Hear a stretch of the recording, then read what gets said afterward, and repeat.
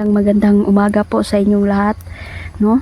At nandito po ako sa ating mga kaibigan ngayon dahil po meron po silang sasabihin importante.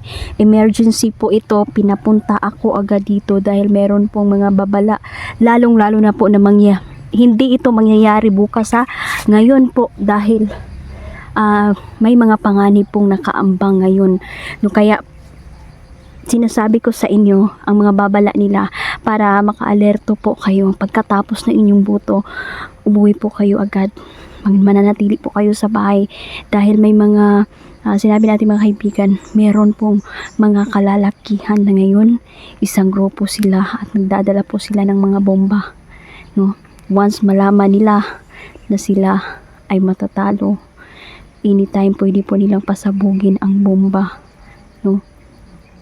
Sana hindi ito mangyari dahil tiyak marami pong mga tao ang matatamay dahil papapasabugin po nila ito sa matataong lugar. Kailangan po itong mapigilan agad.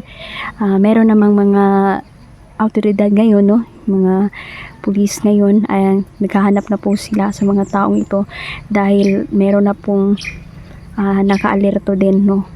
At itong mga kaibigan ko, humingi po sa kanila ng tulong para po sa kaligtasan ng lahat po ng tao.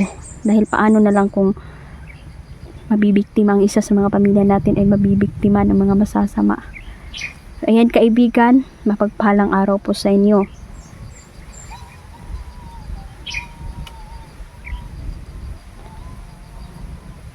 Opo. Ayan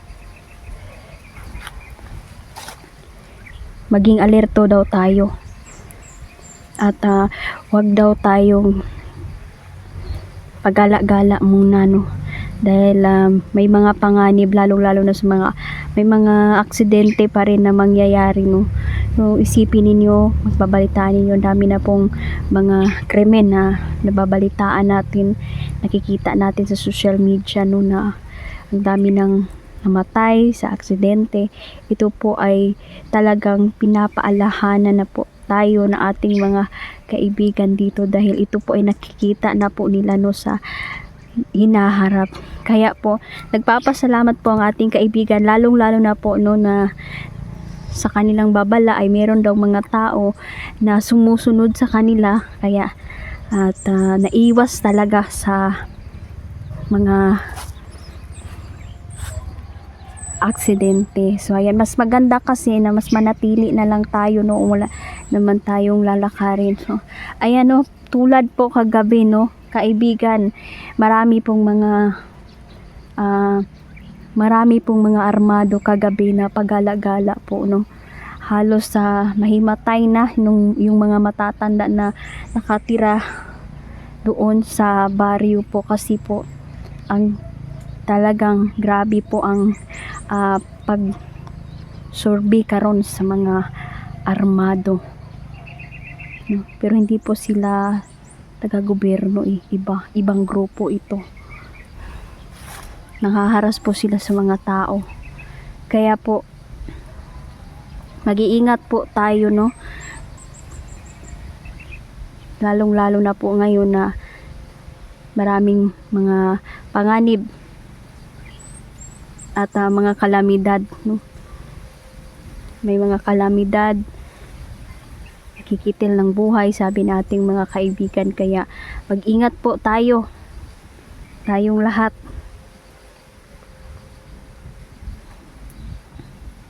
Marami pong salamat kaibigan.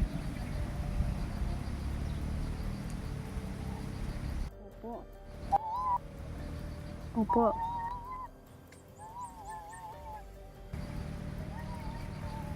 Ayan. Merong salamat po. Ayan, meron pong sinabi ng ating kaibigan, may ibibigay po sila sa ating panangga. Bibigyan nila tayo ng agimat Marami pong salamat kaibigan.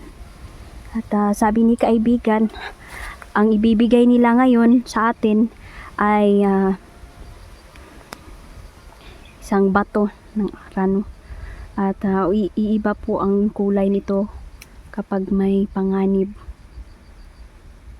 na darating.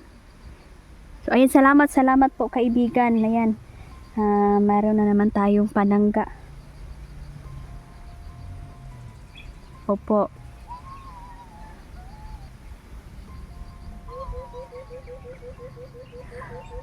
Opo, ang mga bata po ay nandun po sa bahay, di po namin muna pinapalabas. Si Sholo po ay nagsasaka, no? At si Noel naman po kaibigan, binilin ko po doon sa papa ko, no? Kasi di ko muna siya sinama, lalong-lalo na po ngayon sinabi ninyo na may mga panganib. So kailangan ko din po siyang maiwan muna po doon sa bahay kasi kinakailangan din po ng kasama ng mga bata, no? At nagpapakuno kasi ang dami kasing kagabi po ang daming mga armado na nais pong pumasok sa bahay, kaya naging alerto kami, lumabas kami, no? Nagsorbi kami dito. At ito po, salamat po dahil pinatawag nyo agad kami at meron kaming mga bagong panangga kaibigan. Maraming salamat po sa bagong agimat po na ibinigay ninyo.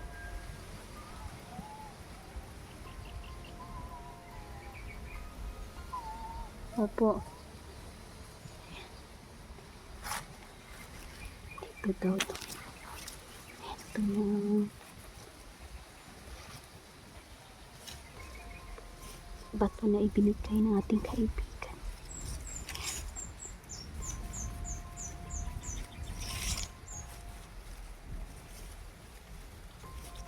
Ayan.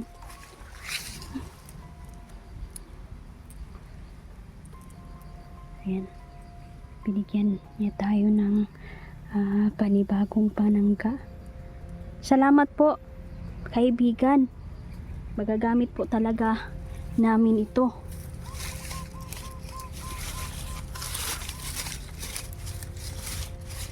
Ayan.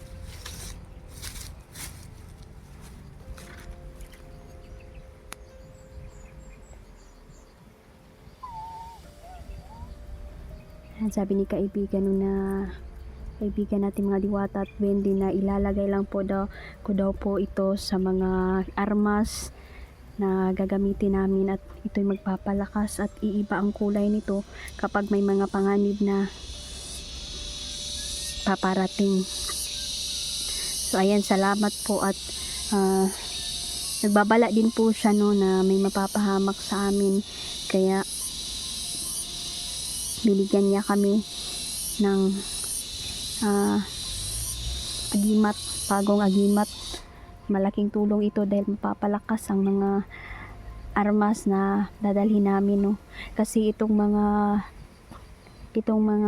kalaban ngayon, may mga agimat po din sila at may mga gabay na itim at mga salbahis ang mga gabay nila. At meron daw nagdadala ngayon ng bomba, no, sabi ni kaibigan, na may pangkabal. So kahit masama pa siya sa bomba, mag-suicide bomber pa siya, no? Dili daw ni matabla ning tawhanan ni. Muna nga nagsalig sila nung naa sila karoy mga agimat galing sa dilim. Talagang sinangla na nila ang kanilang kaluluwa, no, sa kaaway upang magtagumpay lang sila sa kanilang masamang binabalak. Grabe. Ayan, maraming salamat po. So ayan, paalala po sa lahat, no, umuwi po muna kayo pagkatapos ninyong bumoto. Manatili muna po sa bahay dahil sabi ni kaibigan, lalong-lalo na pagsasapit na ngayong gabi, no, maraming mga armado po kahit saan po na lugar, kung saan man kayo na lugar, no, huwag kayong magkumpiyansa dahil may mga panganib po na nakaambang at posible po na magkakaroon po ng pagsabog at pagbabarilan, no? Dahil meron pong magagalit dahil sa kanyang pagkatalo. Hindi niya matanggap ba.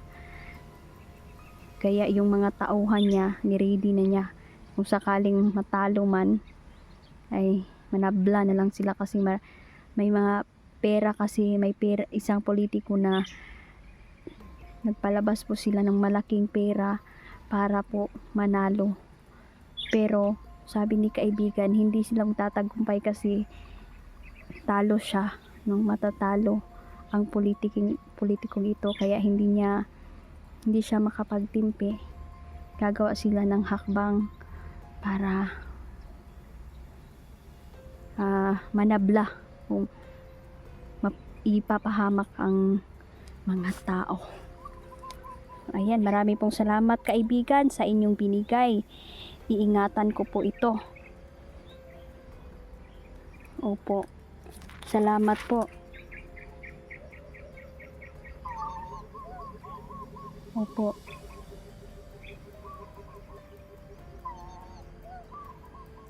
Sige po. Sasabihin ko po. Ayan, maraming salamat po. So, yun, sabi pala ni kaibigan, no, meron daw nasisihan po sila kay Noel kasi po napakabait na bata at gusto ni Noel na mag-vlog at nag-iipon kami para sa cellphone niya. At ayan, no, shoutout ko pala, no, si Ma'am Marlene Pastica. Ayan, sa inyong lahat, Mama Susan, kayong lahat, no. Salamat po sa pagsubaybay ninyo. Ayan, sisimulan po namin ni Noel na mag-ipon kami para makabili kami ng cellphone po niya para po siya ay makapagsimulang mag-vlog, no. Kasi malaki po ang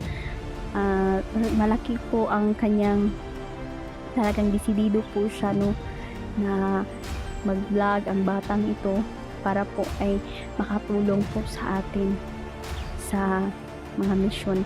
So ayan, maraming salamat po.